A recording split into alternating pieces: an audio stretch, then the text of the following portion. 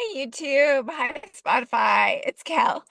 I am coming to you again today with a video along the psychological lines. And today we're going to talk a little bit about what is called intellectualization and how it can be a coping skill for people. Okay.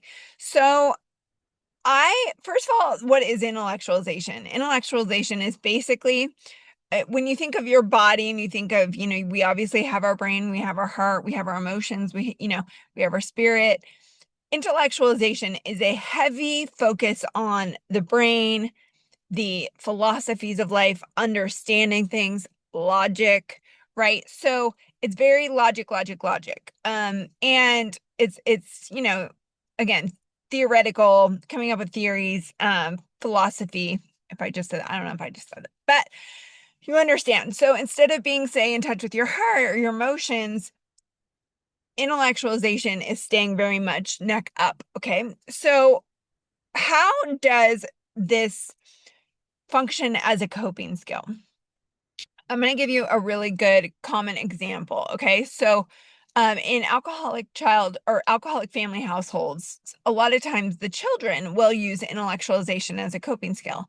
And I remember I used to work with at-risk youth, and sometimes I would ask them, how did your parents, drinking or drug use affect you? And you could tell which ones use intellectualization as a coping skill because they would go straight into, well, they worked really hard, so when they came home, they would drink. And, it wasn't that bad because I know they cared about me. And, um, you know, and I learned a lot of lessons or, whatever. And so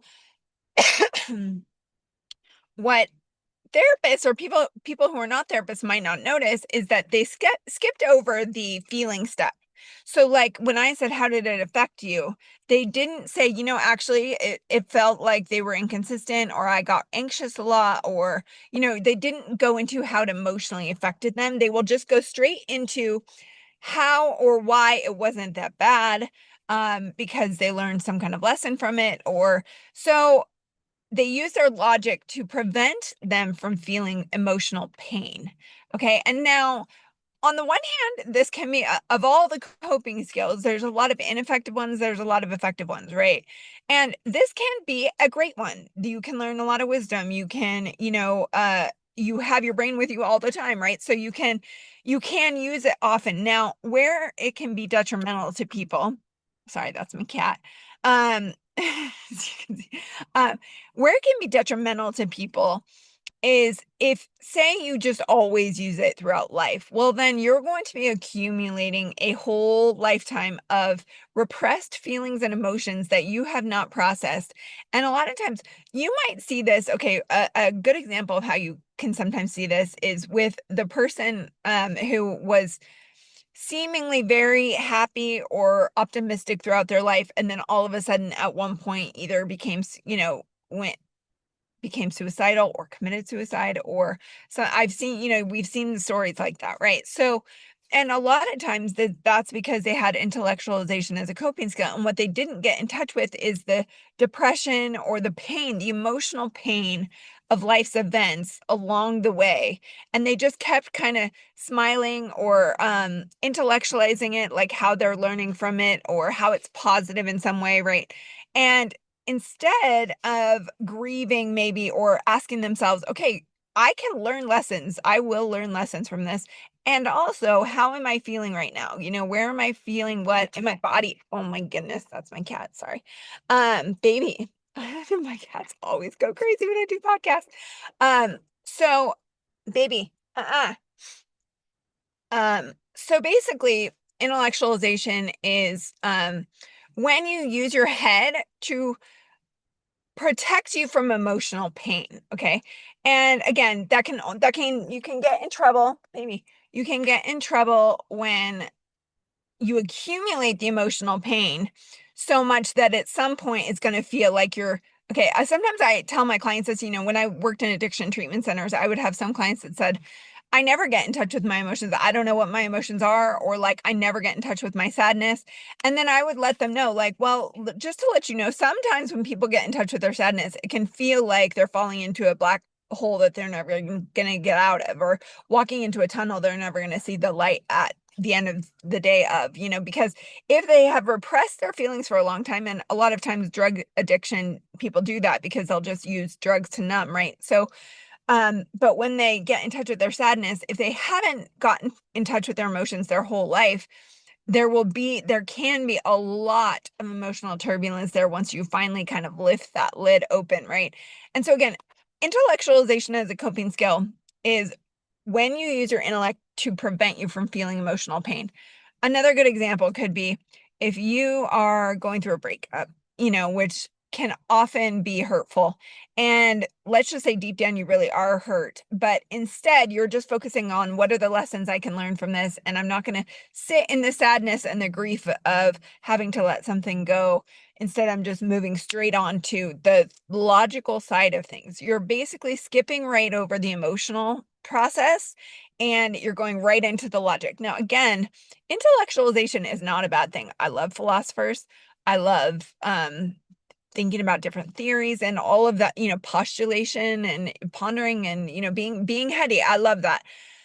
But when when you're going through life events and you're experiencing them and you use logic to buffer the emotional pain of something, you will still carry it around until you address it. And so, and again, ideally, what's going to happen if you go through a painful event is you're going to feel the pain, whether it's whatever it is, loneliness, sadness, grief, loss, all whatever the hard part of it is. And then so you're going to feel it, and then hopefully that feeling kind of you process through it, and then also you at the same time kind of in the process you do understand it better, you can empathize with other people better because you walk through it yourself. But you can't skip over the emotional feeling part of how did that make me feel, because if you do, it can lead to a lot of addictions. It can lead to numbing. It can lead to just, a heaviness or a grief of like you're walking around with like just a lot of weighed stuff you haven't dealt with, right? So, but meanwhile, you're still just focusing on your head stuff. So, the ideal is we all are able to process things and intellectualize and understand how what was the life lesson in this, but also feel our feelings and know, okay, that made me sad. That felt like betrayal. That hurt me. And I felt abandoned there or whatever. Um, and then walk through it, release hopefully the negative feeling, and then you'll be able to also at the same time simultaneously come up with life lessons that you learned, So basically, I just wanted to let everybody know the intellectualization as a coping skill is not a bad thing. It in itself, it can be a great coping skill. There's a lot of, there's effective coping skills and then there's dysfunctional coping skills, right? And intellectualization as a coping skill is really only a dysfunctional one when you are not in touch with your feelings, when you skip right over the feeling step.